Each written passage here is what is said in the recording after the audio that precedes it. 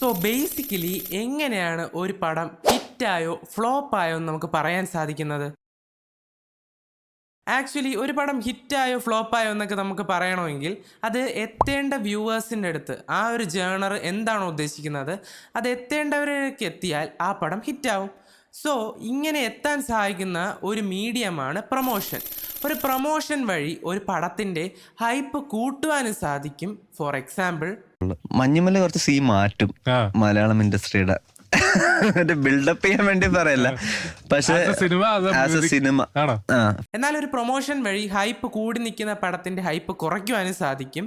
ചില പടങ്ങൾ ഹൈപ്പ് കാരണം ഹിറ്റ് ആവുകയും ചില പടങ്ങൾ ഹൈപ്പ് കാരണം ഫ്ലോപ്പ് ആവുകയും ചെയ്യുന്നു. ചെമ്പസ്ഥാൻ എന്ന് പറഞ്ഞാൽ നിന്നെ കൊന്നുകളയുന്ന, അപ്പോൾ ഇടയ്ക്കിടയ്ക്ക് അങ്ങനെ പറയുന്നത്. അതെ, അതൊരു ഒന്നാമതൊരു ഒരു സമയത്ത് അവിടെ മലയാളം ഭാഷ പറയാൻ പറ്റില്ല, അതുകൊണ്ട് തെലുങ്കാക്കിയതാണ്. സവിശേഷതകളുള്ള ഒരു ചിത്രമാണ് മോൺസ്റ്റർ. ഒരുപാട് സർപ്രൈസ് എലിമെൻറ്റുകളുണ്ട്, എല്ലാ സിനിമയിലും ഉണ്ട്, പക്ഷേ ഇതിലെ പ്രമേയം തന്നെയാണ് ഇതിൻ്റെ പ്രത്യേകത. ആദ്യം ഒരു ടീച്ചർ വരും, അല്ലേ, സോങ് ഇറക്കും, അങ്ങനെയൊക്കെയുള്ള കാര്യങ്ങളെ ചെയ്തിട്ടുള്ളൂ. എല്ലാ സിനിമയ്ക്കും ചെയ്യുന്ന പോലെയുള്ള കാര്യങ്ങളെ, പക്ഷേ ആ കണ്ട കാര്യങ്ങളൊക്കെ സാധാരണ സിനിമയിൽ നിന്ന് വളരെ വ്യത്യസ്തമാണ്. ആ വ്യത്യസ്തത തന്നെയാണ് മലൈക്കോട്ട വാലിബൻ.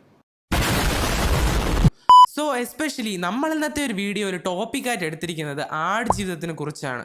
ആൻഡ് ഒരുപാട് പ്രൊമോഷൻ മെറ്റീരിയൽസ് ഇങ്ങനെ നമ്മുടെ ഫ്രണ്ടിൽ ഇങ്ങനെ വന്നുകൊണ്ടിരിക്കുകയാണ്. അപ്പോൾ ഇത് പടത്തിൻ്റെ ഹൈപ്പിനെ കൂട്ടുന്നില്ലേ? ആക്ച്വലി ഇതൊരു ഓവർ ഹൈപ്പാണോ, ആ പടത്തിൻ്റെ ആ ഒരു ക്വാളിറ്റിനെ അത് ബാധിക്കുമോ എന്നുള്ള കാര്യങ്ങളാണ് നമ്മൾ ഇന്നത്തെ ഒരു വീഡിയോയിൽ ഡിസ്കസ് ചെയ്യാൻ പോകുന്നത്. First of all, over hype ആവാൻ ഒരു കാരണമുണ്ട്. ആ ഒരു കാരണം എന്താണെന്ന് വെച്ചാൽ അതിൻ്റെ ക്വാളിറ്റി തന്നെയാണ്. ആ ഫിലിം ഒരു ക്വാളിറ്റിയിലാണ് മേക്ക് ചെയ്ത് വെച്ചിരിക്കുന്നത്. നമ്മളെല്ലാവരും വിചാരിക്കും പോലെ ചെറിയ ഒരുപാട് ഫാക്ടേഴ്സ് അതിൻ്റെ അകത്തുണ്ട്.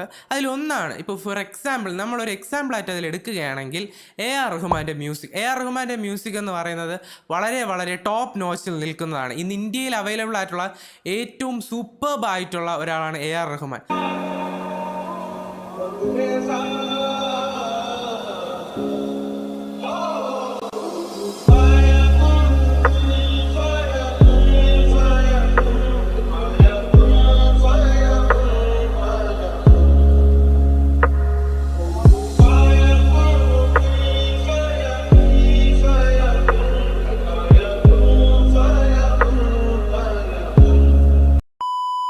അദ്ദേഹത്തിൻ്റെ മ്യൂസിക് ആൻഡ് സ്കോറിന് വേണ്ടി ഒരുപാട് പേർ ഇങ്ങനെ വെയിറ്റിംഗ് ആണ്. ആൻഡ് AR റഹ്മാൻ അധികം മലയാളം മൂവീസ് ചെയ്യാത്തത് കൊണ്ട് തന്നെ എന്തുകൊണ്ട് ഇതിലേക്ക് അപ്രോച്ച് ചെയ്തു, എന്തുകൊണ്ട് ഇതിലേക്ക് യെസ് പറഞ്ഞു, ഇതിന് ഒരു പോസിറ്റീവാണോ? അദ്ദേഹത്തെ പോലെ ഒരാൾ ഇതിന് യെസ് പറയുമ്പോൾ എന്തായാലും മനസ്സിലൊരു ഒരു സാധനം വരൂലേ?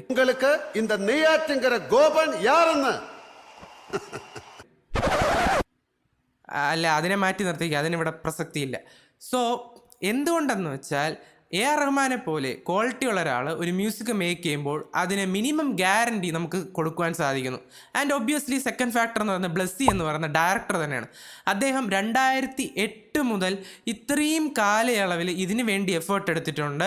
ആൻഡ് അദ്ദേഹത്തിൻ്റെ മുൻപുള്ള സിനിമകളൊക്കെ പരിശോധിച്ചാൽ തന്നെ നിങ്ങൾക്ക് മനസ്സിലാവും അദ്ദേഹത്തിൻ്റെ ലെവൽ എന്താണ്. ഇപ്പോൾ കളിമണ്ണാണ് അദ്ദേഹം ലാസ്റ്റ് ഡയറക്റ്റ് ചെയ്ത പടം. ആ ഒരു പടം തന്നെ എൻ്റെ മോൻ എന്ത് ലെവലായിട്ടാണ് മേക്ക് ചെയ്തത്, തന്മാത്ര. ആൻഡ് ഇതുപോലുള്ള മൂവീസൊക്കെ മേക്ക് ചെയ്യുമ്പോൾ ബ്ലസ്സി എന്ന് പറഞ്ഞ ഡയറക്ടറിനുള്ള പ്രതീക്ഷയും ആ ഒരു മൂവിയുടെ ക്വാളിറ്റീനെ നമ്മളിലേക്ക് എത്തിക്കുന്നു. ഓവർ ഹൈപ്ഡ് ആവാൻ വേറൊരു കാരണം എന്താണെന്ന് വെച്ചാൽ ഇതിൻ്റെ ടൈം ലൈൻ തന്നെയാണ്. ആക്ച്വലി ഒരു മൂവിക്ക് വേണ്ടി 2-3 കൊല്ലം വരെ മാറ്റി വയ്ക്കുന്നതൊക്കെ ഓക്കെ, പക്ഷേ ഈ ഒരു മൂവിക്ക് വേണ്ടി 14 കൊല്ലമാണ് ഏകദേശം മാറ്റി വെച്ചത്. അതായത് ഈ മൂവി തുടങ്ങുന്ന ഇതിൻ്റെ ഡിസ്കഷൻസ് തുടങ്ങുമ്പോൾ രാജുവേട്ടൻ സിംഗിളാണ് വിത്തൗട്ട് എനി കമ്മിറ്റ്മെൻറ്റ്. പക്ഷേ മൂവി തീരുമ്പോൾ പുള്ളിക്കാരനൊരു ഭാര്യയായി ആൻഡ് കൊച്ചായി. ആക്ച്വലി ഇതല്ല ഞാൻ ഉദ്ദേശിച്ച ട്രാക്ക്. പുള്ളിക്കാരൻ അന്ന് പറഞ്ഞു വെച്ചിരുന്നു എനിക്കൊരു പ്രൊഡ്യൂസർ ആവണം, പടം ഡിസ്ട്രിബ്യൂട്ട് ചെയ്യണം, ആ ഒരു സാധനമാണ് ഞാൻ ഉദ്ദേശിച്ചത് കേട്ടോ. നമുക്ക് മറ്റേതൊക്കെ പിന്നെ അതൊക്കെ secondary. Actually you should focus on your life, അതാണ് മെയിൻ തിങ്. ഓക്കെ, എനിവേ, അപ്പോൾ അതാണ് ആ ഒരു ടൈം ലൈൻ. ഒരു നടൻ്റെയും ഒരു സംവിധായകൻ്റെയും ഇത്രയും വർഷം അതിനുവേണ്ടി മാറ്റിവെച്ചു എന്ന് പറയുന്നത് തന്നെ ആ ഒരു മൂവിയുടെ ഹൈപ്പ് ഡബിൾ ഇരട്ടിയാക്കാൻ, അല്ലെങ്കിൽ ഡബിളോ ട്രിപ്പിളോ എത്രയോ അത്രയും ഇരട്ടിയാക്കുവാനായിട്ട് ഹെൽപ്പ് ചെയ്യുന്നുണ്ട്. ആൻഡ് ഫൈനലി നിങ്ങളിലേക്ക് എത്തിക്കാൻ പോകുന്ന ഫാക്ടർ എന്താണെന്ന് വെച്ചാൽ ആടുജീവിതം എന്ന് പറയുന്ന ബുക്ക് തന്നെയാണ്. ഈ ഒരു ബുക്ക് ഏറ്റവും കൂടുതൽ വിറ്റഴിഞ്ഞൊരു ബുക്കാണ് നമ്മുടെ മലയാളത്തിൽ. ആൻഡ് ഏറ്റവും ആൾക്കാരെ എക്സൈറ്റ് ചെയ്യിപ്പിച്ചൊരു ബുക്കാണ്.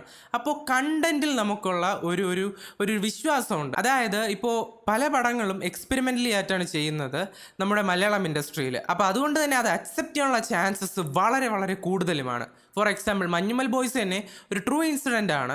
ആൻഡ് അതിന് കിട്ടിയ അപ്രിസിയേഷൻ, അതും റീസെൻ്റ്ലി ഇറങ്ങിയ ഒരു പടത്തിന് ഇത്രയും വലിയൊരു അപ്രിസിയേഷൻ കിട്ടുമ്പോൾ, അതും നമ്മുടെ കേരളത്തിൽ മാത്രമല്ല തമിഴ്നാട്ടിലും.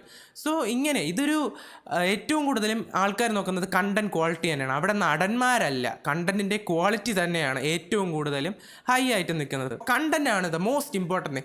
Content is the king. So basically content ഇല്ല എന്ത് തേങ്ങാണ്ടോ കണ്ടന്റ് വേറെ ആരെയും ഓർമ്മ വന്നു പറഞ്ഞത് ഇത്രയേ ഉള്ളൂ.